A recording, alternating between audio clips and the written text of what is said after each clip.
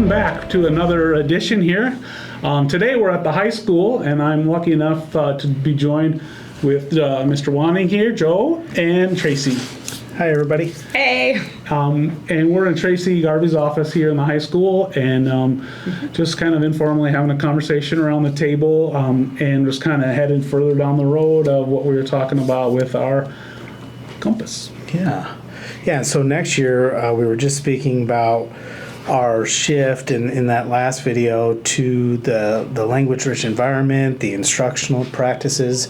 So much of what we've done this year has helped get and lay the foundation for what it takes to be prepared for lessons, whether it's the safe and warm, welcoming environments, routines and procedures, lesson plans, targets, and now making that shift into teaching and learning. And Tracy and the ML department are such a big part of the work that we're doing in using really strong language-rich strategies. So that's so exciting, because I think you led onto that last time we talked a little bit too, and it's great to have Tracy here with her expertise in ML. Let's just talk about how the curriculum ties in with your job and the folks you work with.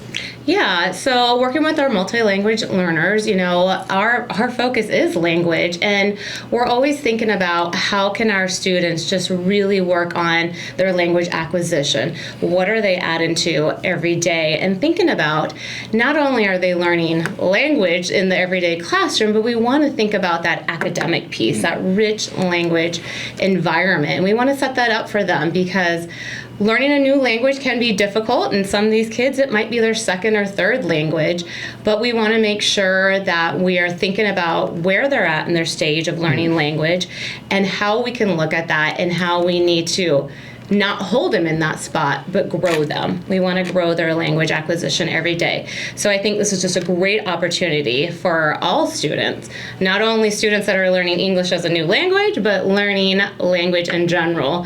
I think of myself, and I probably learn something new every day too. Really, we are all language learners. So it's really exciting to put this focus and shift in our classrooms next year.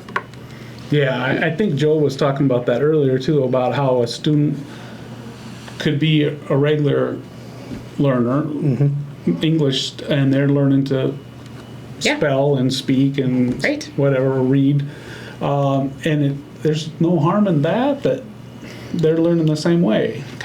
Really the strategies we'll be shifting toward are good for all of our students. You'll hear us say that all the time, right? And being just purposeful in our lessons and mindful of what we're doing to build those language acquisition skills, and speaking in complete sentences and asking purposeful questions. Right. Yeah. So we want to think of them as adding on some scaffolds. So those scaffolds aren't permanent. Just if you think about painting a house and you're putting up those scaffolds, those scaffolds aren't going to stay there forever. And I think about our language learning, we're going to eventually take some of those scaffolds away, just as if you were painting your house, you get your scaffold up and then you start taking down some scaffolds. And I think about that when we're learning language, we're going to be there to support them and then build those scaffolds in for students. I'm thinking about when Joe says speaking in complete sentences. Well, we might want to start with providing sentence stems for students to help support those complete sentences. But once they start speaking in those complete sentences, then that's a scaffold we might pull back a little. So, it's exciting. And I, like Joe said it too, I always think, and you probably heard me say it too, what's good for some is good for all. So this building these language-rich environment it's good for all students.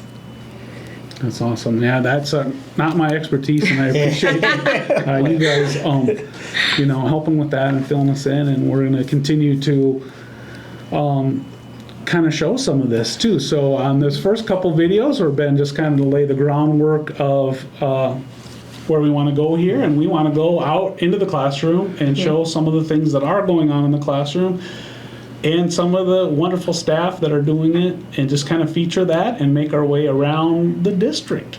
Yeah. Is that right? That's exactly right. So, you guys have anything else to add this time, or we pretty much want to set this up for? No, I think I just want to add, Tracy just has a great newsletter that provides as well a lot of these strategies that we'll talk about in the future, that we're talking about right now. We have a lot of staff members that are taking advantage of that learning. And I just thought we could put a plug in for that, Tracy, if you want to talk a little bit about elevation in the... Sure, yeah. So our district is so lucky to have elevation as a platform, and it's really an ML one-stop shop. But what's in elevation that I love is a strategies portion, and that's what I put at the end of like my monthly newsletter, are different strategies to try. So they're in there as a module. So if you try this module out, they're specific about, I think one right now is developing language acquisition with weighted words. So it's really focused on vocabulary. So within that module, there's 3 different activities that you could choose and try it out in your classroom. And then give it a go, give it a try, and then you might say this worked great, or hey, I don't know if this is what I need right now. And so those are really fun to do. But like I said, with elevation, you can go in at any time, pull up a module or pull up a strategy. You can simply type in, I'm working on main data and detail, type that in the strategy section, and it's going to give you different activity and ways to teach that lesson, and the scaffolds, like I talked about, will be provided for you with that. So it's exciting just to go in and see. It's going to pull your students' ML data. And then you can see, you know, who might need a little bit more scaffolding, a little more less, so light scaffolding support. But like I said, it's good for all students. Yeah. It's not, you know, I talk about it as an ML one-stop shop, but really it's a strategies one-stop shop.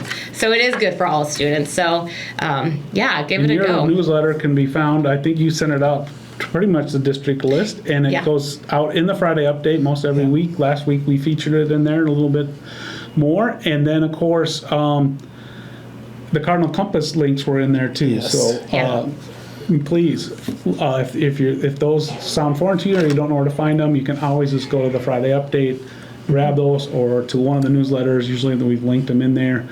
And certainly if you're struggling or have questions beyond that, reach out to any of us, and we get you that information you need.